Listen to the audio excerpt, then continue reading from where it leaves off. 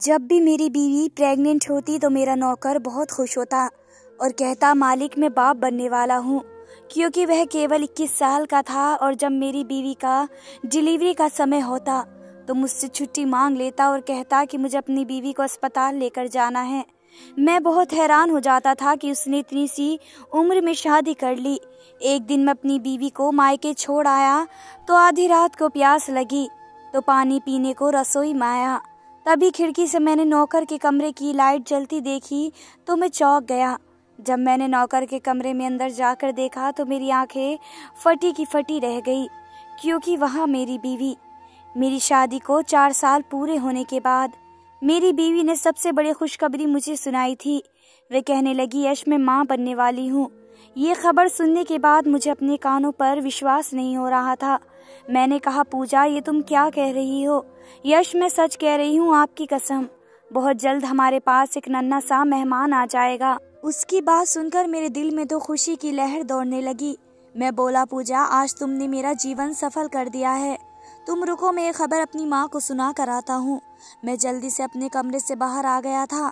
सामने ही बेड पर माँ बैठी हुई थी। माँ कहने लगी, यश इधर मेरे पास आओ। मैं माँ के पास जाकर बैठ गया तो मुझे पता था कि आज भी वे मेरी शादी की बात करने वाली हैं। माँ बोली, यश तुम्हारी बीवी पूजा तुम्हें कभी भी औलाद नहीं दे सकेगी। अपनी माँ की बात मान लो बेटा और दूसरी शादी कर लो। तुम ये देखो, मेरे पास अच्छे परिवार की लड़कियों की तस्वीर है। तुम्हें बस लड़की पसंद करनी है। मैंने माँ से कहा, आप इन तस्वीरों को छोड़ दो। माँ आज आपको एक अच्छी खबर सुनाने वाला हूँ। माँ भी सुनने के लिए बेताब हो गई थी। वे बोली, हाँ बताओ बेटा, क्या कहना चाहते हो? मैंने कहा, माँ आप दादी बनने वाली हैं। माँ ने हैरानी से मेरी तरफ देखा और बोली, तुम दूसरी शादी करने के लिए मुझसे झूठ मत बोलो। मैं बोला, माँ मैं सच कह रहा हूँ, मुझे ये खुशखबरी पूजा ने खुद सुनाई है। माँ ने दोनों हाथ जोड़कर भगवान का शुक्रिया अदा किया। कहने लगी, है भगवान तेरा शुक्र है। मैंने मोहल्ले में सभी लोगों के मिठाई बांटने का सोच लिया। जब मैं घर से बाहर निकला तो मेरा नौकर अर्जुन खड़ा हुआ मुस्कुरा रहा था। उसके चेहरे पर खुशी नजर आ रही थी। मैंने आगे बढ़ते हुए कहा कि क्या बात है अर्जुन, तुम बहुत खुश नजर आ रहे हो। अर्जुन बोला, मालिक मैं बाप बनने वाला हूँ। उसकी बात सुनने के बाद मैंने उसके चेहरे पर बड़े गौर से देखा। मैंने कहा, तुम ये क्या कह रहे हो? तुम्हारी उम्र से तो नहीं लगता कि तुम शादीशुदा हो, बल्कि मैं तुम्हें एक बच्चा समझता हूँ। वे मुस्कुराते हुए बोला, मालिक हाँ अभी मैं बच्चा हूँ, लेकिन हमारे यहाँ जल्दी शादी करने का रिवाज है। मैं मुस्कुरा कर बोला, चलो ये भी बहुत अच्छी बात है। फिर मैंने मोहल्ले के लोगों को मिठाई बांटी और मैं वापस अपनी बीवी के पास आया। वह मुस्कुरा रही थी। मैं बोला, पूजा तुम्हें पता है क्या, हमारे नौकर अर्जुन भी बाप बनने वाला है। पूजा के चेहरे का रंग एकदम से उड़ गया। वे एकदम से बौखला गई। बोली, मैं यही सोच रही थी कि इतनी कम उम्र में अर्जुन बाप कैसे बनने वाला है। मैं थोड़ा मुस्कुराया और बोला, हाँ मैं भी कुछ ऐसा ही सोच रहा था। खैर छोड़ो, मेरी तो एक ही प्रार्थना है कि भगवान हम सभी को बच्चे दे। उस दिन के बाद से मेरी जिंदगी बदल सी गई। शादी के पहले 2 साल पूजा के साथ बहुत ही अच्छे से गुजरे थे, लेकिन तीसरा साल शुरू होते ही लोगों ने मुझे बच्चों के बारे में सवाल पूछना शुरू कर दिया। मेरी माँ ने भी मुझे कह दिया कि यश तुम्हारी बीवी बांझ है, ये पूरी जिंदगी तुमको संतान नहीं दे पाएगी। अपना समय बर्बाद करने से बेहतर है कि तुम दूसरी शादी कर लो। माँ की बात सुनकर जब मैं अपने कमरे में जाता तो पूजा को रोते हुए देख के वे बार बार मुझसे यही सवाल पूछती कि यश आप मुझे छोड़ दोगे क्या? आप अपनी माँ की बात मान लेंगे ना? लेकिन मैं उसे विश्वास दिलाता रहा, पर अब उसके मन में ये डर बैठ चुका था कि मैं उसे छोड़ दूंगा। उसे दिलासा देने के लिए मैंने ये तक कह दिया कि पूजा अगर तुम मुझे बच्चा नहीं दे सकती तो हम बच्चे को गोद ले लेंगे, लेकिन मैं तुम्हें कभी नहीं छोड़ूंगा। फिर जब मेरी जिंदगी में सुकून आ गया था, माँ ने भी मेरी दूसरी शादी के बारे में सोचना छोड़ दिया और पूजा से भी अब रोना छोड़ दिया। मैं जितना हो सके पूजा का अब ज्यादा ख्याल रखता था। जब 3 साल बाद हमारे घर बच्चा पैदा होने वाला था, इसलिए मैं बहुत सावधानी बरत रहा था। पूजा को पेट से भी उतरने नहीं देता था। फिर समय बीतता चला गया और पूजा का पेट अब बाहर दिखाई देने लगा था। एक दिन मेरा नौकर अर्जुन मेरे पास आया और बोला, मालिक आज मुझे छुट्टी चाहिए। तभी मैंने बोला, क्या हुआ? सब तो ठीक है, आज तुम बहुत परेशान लग रहे हो। नौकर ने कहा, जी मालिक बस आज मेरी बीवी की तबीयत कुछ ठीक नहीं है। मुझे उम्मीद है कि आज मेरी बीवी की डिलीवरी होने वाली है। ये सुनकर मैं बहुत खुश हुआ और अपनी जेब से खूब पैसे निकाल कर नौकर के हाथ में थपा दिए। मैंने कहा, अर्जुन ये पैसे रख लो और अपनी बीवी को किसी अच्छे अस्पताल में लेकर जाना। उसने पैसे तो रख लिए लेकिन कहा, मालिक हम गरीब लोग अस्पताल के चक्कर में नहीं पड़ते। हमारे घर एक दाई आती है और बच्चे को हमारे हाथों में थाम कर चली जाती है। उसने कहा, मालिक हो सकता है कि आपकी बीवी की तबीयत खराब हो रही हो, आप एक बार अपने कमरे में जाकर उन्हें देख लीजिए। मैं उसकी मासूमियत पर मुस्कुरा कर रह गया, लेकिन उसके लहजे में कुछ ऐसा जरूर था जिसने मुझे हैरान कर दिया था कि मेरी बीवी के लिए बहुत परेशान लग रहा था। और मैं कमरे में आ गया और पूजा को दर्द से तड़पता देखकर मैं हैरान हो गया। उसने कहा, यश मेरी तबीयत बहुत खराब हो रही है। मैं जल्दी से बोला, तुम्हें कब से दर्द हो रहा है? 1 घंटा हो गया है, मैं आपके आने का इंतजार कर रही थी। मेरे माथे पर बल पड़ गए थे। मैंने कहा, क्या मेरी गैर मौजूदगी में कोई आया था क्या? अर्जुन यहाँ आया था क्या? मेरी बीवी अपना दर्द भूलकर मेरी ओर देखने लगी। उसके चेहरे पर परेशानी साफ झलक रही थी। वे बोली, नहीं नहीं, यहाँ उस नौकर का मेरे कमरे में क्या काम? आप ऐसा क्यों पूछ रहे हो? मैंने अपना सर हिला दिया। मैंने अपने आप कोसा के, यश तुम्हारी बीवी की तबीयत बहुत ख़राब है और तुम इससे किस तरह के सवाल पूछ रहे हो? मैं पूजा के पास जाकर बैठ गया और उसका हाथ पकड़ा और बोला, मैं तुम्हें अस्पताल लेकर चलता हूँ। उसने ना में सर हिला दिया और कहने लगी, मैंने अपने डॉक्टर को फ़ोन किया है। वह कह रही थी कि अगर तुम नॉर्मल डिलीवरी चाहती हो तो जब तक तबीयत ज़्यादा ख़राब न हो जाए घर से मत निकलना। वे कह रही थी कि घर में दर्द सहने की कोशिश करना। मैंने हाँ में सर हिला दिया। मुझे इन मामलों की इतनी ज़्यादा समझ नहीं थी। औरतों के मामले में औरतें ही जाने। मैंने काम से छुट्टी ले ली और सारा वक्त अपनी बीवी के साथ ही रहा। उसका चेहरा बहुत ही परेशान सा लग रहा था। बार बार माथे पर पसीने आ रहे थे। मैं बोला, क्या बात है पूजा, तबीयत ज़्यादा ख़राब हो गई है क्या? वह कहने लगी, मुझे अब और दर्द सहा नहीं जा रहा। मैंने जल्दी से गाड़ी निकाली और अपनी बीवी को उठाकर अस्पताल लेकर आया। करीब 2 घंटे के बाद नर्स सफ़ेद कपड़े में लपेटकर एक छोटी सी लड़की को मेरे साथ ले आई। जब मैंने पहली बार बच्चे को गोद में लिया तो मेरे आंसू आंखों से गिरने लगे थे। उस वक्त इतना अजीब था, मेरी आंखों से लगातार खुशियों के आंसू झलक रहे थे। मैंने अपनी बेटी का नाम इनाया रखा था और जब मुझे पूजा से मिलने की इजाज़त मिली तो मैं उसके पास गया। पूजा बहुत उदास लेटी हुई थी। मैंने कहा, पूजा आज का दिन तो खुशी मनाने का है, फिर तुम क्यों उदास हो? वे बोली, यश मैं आपसे शर्मिंदा हूँ, आपकी बातों ने मुझे हैरान कर दिया। मैंने कहा, क्यों, ऐसा क्या हुआ है, तुम मुझ पर शर्मिंदा हो? पूजा ने अपने आंसू पोंछे और बोली, मैंने आपको 3 साल बाद औलाद दी है और वह भी एक बेटी। मैं चाहती थी कि हमारे घर बेटा पैदा हो। पूजा, तुम्हारा दिमाग तो ठिकाने पर है ना? मुझे बेटा या बेटी से कोई फ़र्क नहीं पड़ता। मेरे लिए इतना ही काफ़ी है कि मेरे बच्चे ने तुम्हारी कोख से जन्म लिया है। मेरे इतने समझाने के बावजूद भी उसका दिल नहीं मान रहा था। उसने कहा कि आपकी माँ आपको फिर से शादी करने के लिए मजबूर करेंगी। मैंने कहा, नहीं, अब बिल्कुल ऐसा नहीं होगा। तुम बिल्कुल भी चिंता मत करो। पूजा की डिलीवरी नॉर्मल हुई थी, इसलिए शाम तक उसे अस्पताल से छुट्टी मिल गई। मैं घर वापस आया तो मेरी माँ बहुत ही खुश थी। उन्होंने अपनी पोती का माथा चूम लिया और उसे गोद में लेकर प्यार कर रही थी। हमने हर जगह मिठाई बांटी। बच्ची के साथ पहली रात बहुत मुश्किल रही। रात भर बच्ची जागती रही। अगली सुबह मैं बाहर निकला तो अर्जुन बगीचे में खड़ा था। मैंने सोचा कि इसके पास जाकर मालूम करता हूँ कि इसकी बीवी और बच्चा कैसा है। मैं उसके पास गया और बोला, क्या हाल है यार, कल सब ठीक ठाक से हो गया? उसने अपना सर हिलाया और बोला, मेरी बीवी ने एक बेटे को जन्म दिया है। मैंने उन्हें बहुत बहुत बधाई दी। खैर, इनाया के आने के बाद मेरी ज़िंदगी बहुत बदल गई। मैं उसके लिए ऑफिस में जल्दी घर आ जाता था और शाम को बगीचे में लेकर बैठ जाया करता था। वे फूलों को देखकर बहुत खुश होती थी और उसकी छोटी छोटी किलकारी मेरे दिल को बहुत खुश करती थी। जब उसे भूख लगी तो मैं उसके कमरे में ले गया और पूजा के पास उसे दे दिया। पूजा बिस्तर पर लेटी हुई थी, इसलिए मैं खुद ही उसका फीडर तैयार करने लगा। मैंने कहा, पूजा, हमारी बेटी बगीचे में इतनी खुश होती है जैसे कि यह किसी माली की बच्ची हो। मैं सामान्य रूप से बोला, लेकिन जैसे ही फीडर में दूध डालकर पीछे मुड़कर देखा तो पूजा के माथे पर मुझे बल नजर आए। वे बोली, आपकी इस बात का मतलब क्या है? आपको क्या लगता है कि आपकी बीवी बदकिरदार है? मैंने तुरंत अपने दोनों कानों को पकड़ लिया और बोला, मैं तो ऐसी बात सोच भी नहीं सकता।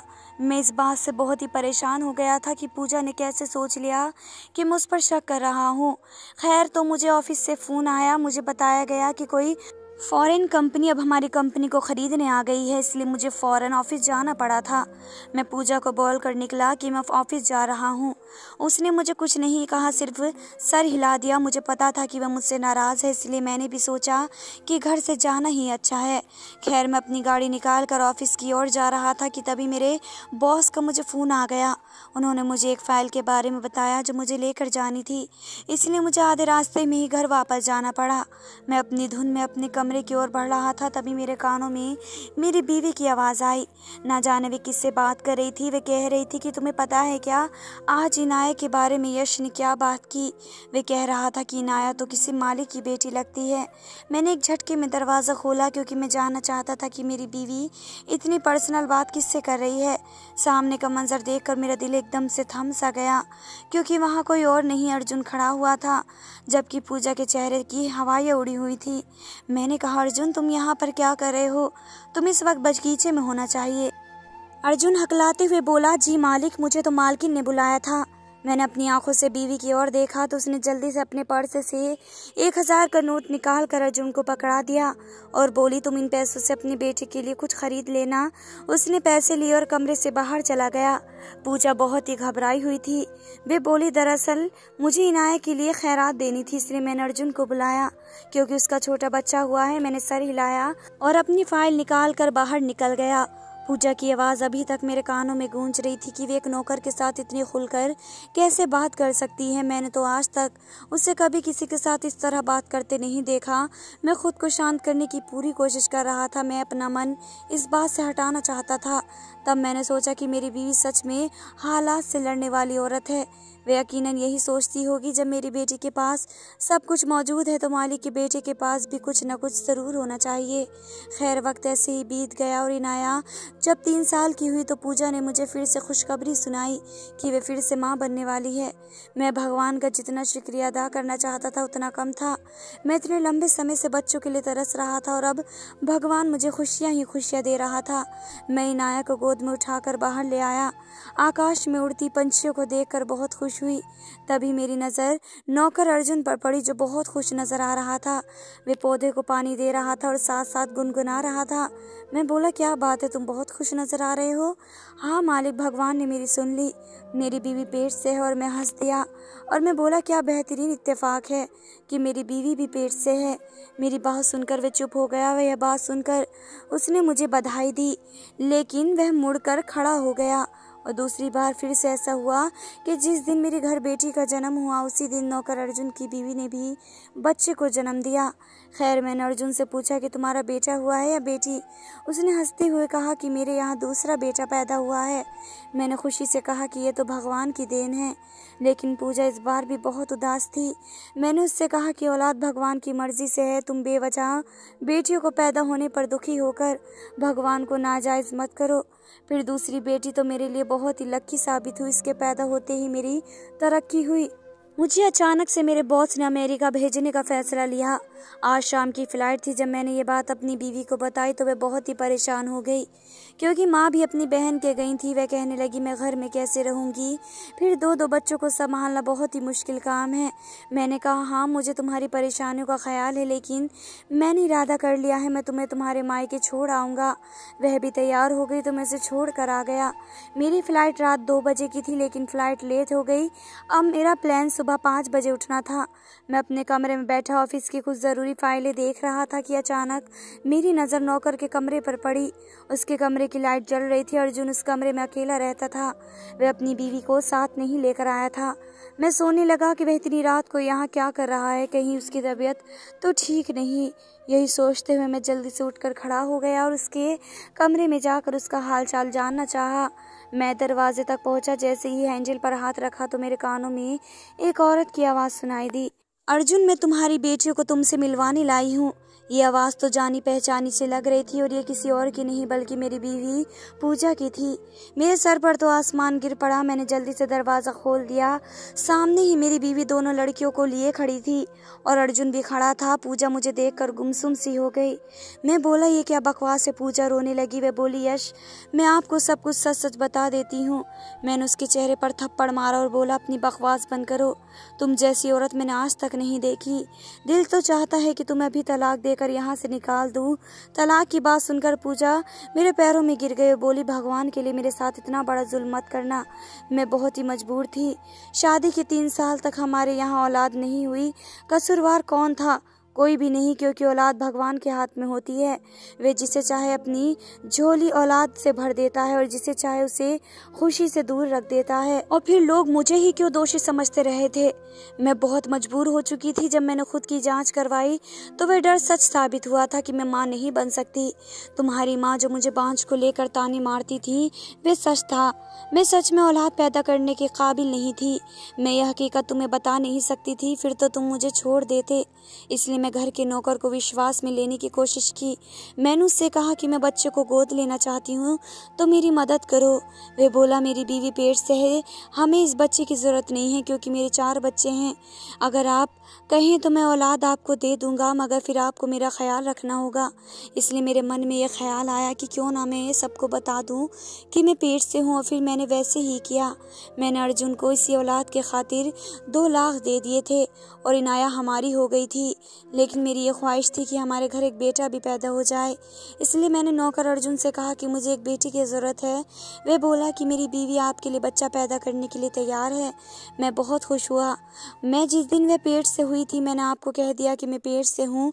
यश, मैंने दोबारा ये खेल बेटे के लिए रचाया था, लेकिन इस बार भी नौकर के यहाँ बेटी ही पैदा हुई। खैर, समय पर मैं अर्जुन की मदद करती रहती थी। इसी वजह से मेरे सर से तलाक का बोझ उतर गया। मैं उसे अपने कमरे में बुलाकर अपनी बेटी से मिलवा दिया करती थी।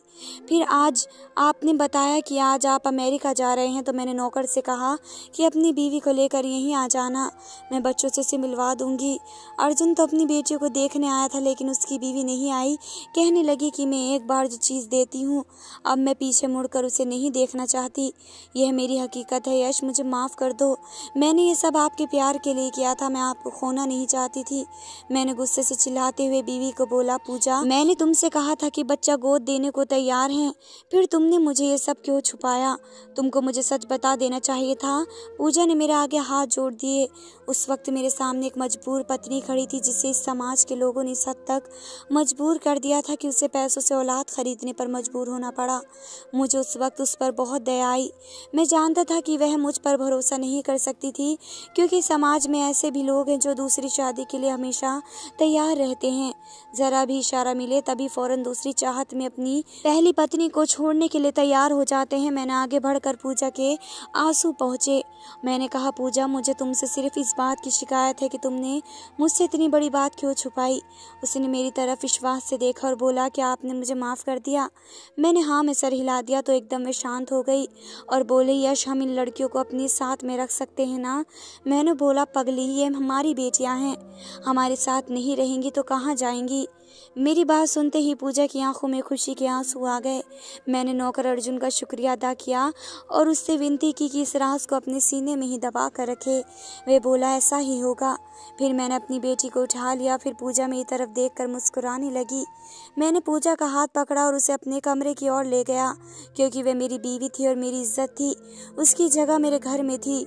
दोस्तों, उम्मीद करती हूँ कि आपको मेरी आज की कहानी पसंद आई होगी। प्लीज़ मेरे चैनल को सब्सक्राइब करें और कहानी को लाइक करें। मिलते हैं अगली वीडियो के साथ, तब तक के लिए धन्यवाद।